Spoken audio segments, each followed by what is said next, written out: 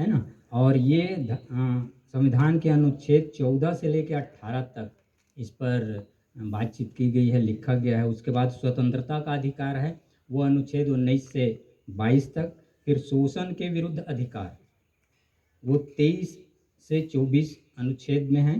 धार्मिक स्वतंत्रता का अधिकार 25 से 28 तक, और सांस्कृतिक शैक्षिक अधिकार 29-30, और संवैधानिक उपचारों का अधिकार वो 32 तक। यानी कि संविधान के अनुच्छेद 14 से लेकर 32 तक मौलिक अधिकारों के बारे में लिखा गया है कि हम भारत के नागरिकों को संविधान की ओर से हमें क्या क्या मौलिक अधिकार मिले हैं।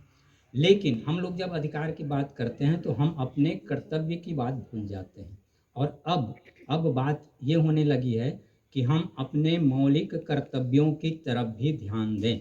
और जैसे आप सब जानते हैं कि हमारा जो देश का न्यायालय है, सर्वोच्च न्यायालय, उच्चतम न्यायालय कहते हैं, उनकी ओर से लिखा गया है केंद्र और राज्यों को कि आप लोग बताइए कि जैसे मौलिक अधिकार लागू हैं वैसे ही मौलिक कर्तव्यों को भी लागू किया जाना है, जवाब मांगा गया है। तो अभी तक सिर्फ उत्तर से उत्तर प्रदेश और दक्षिण से कर्नाटक, दो ऐसे राज्य हैं जो जवाब उच्चतम न्यायालय तक पहुंचाए हैं। बाकी केंद्र सहित बाकी राज्यों का कोई जवाब मूल कर्तव्य की ओर नहीं गया है।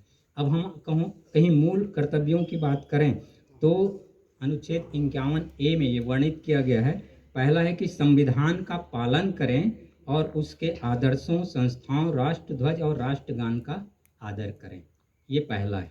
दूसरा हम लोगों का मौलिक कर्तव्य है कि स्वतंत्रता के लिए हमारे राष्ट्रीय आंदोलन को प्रेरित करने वाले उच्च आदर्शों को हृदय में संजोए रखें और उनका पालन करें।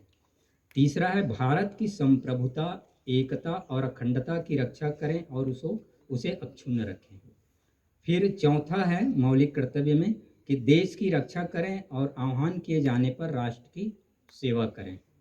ये प्रमुख बात है कि हम राष्ट्र की सेवा करें और देश की रक्षा के लिए तत्पर रहें। अभी हाल फिलहाल जब रूस और यूक्रेन की लड़ाई हो रही, युद्ध चल रहा है, तो रूस वालों ने अपने सारे नागरिकों को तैयार कर रहे हैं और फौज की तरह इस्तेमाल करने का उनका आदेश जारी हो गया। तो ये कर्तव्य में शामिल है। पांचवा है कि भारत के सभी लोगों में समरसता और समान भ्रातृत्व की भावना का निर्माण करें, जो धर्म, भाषा और प्रदेश या वर्ग आधारित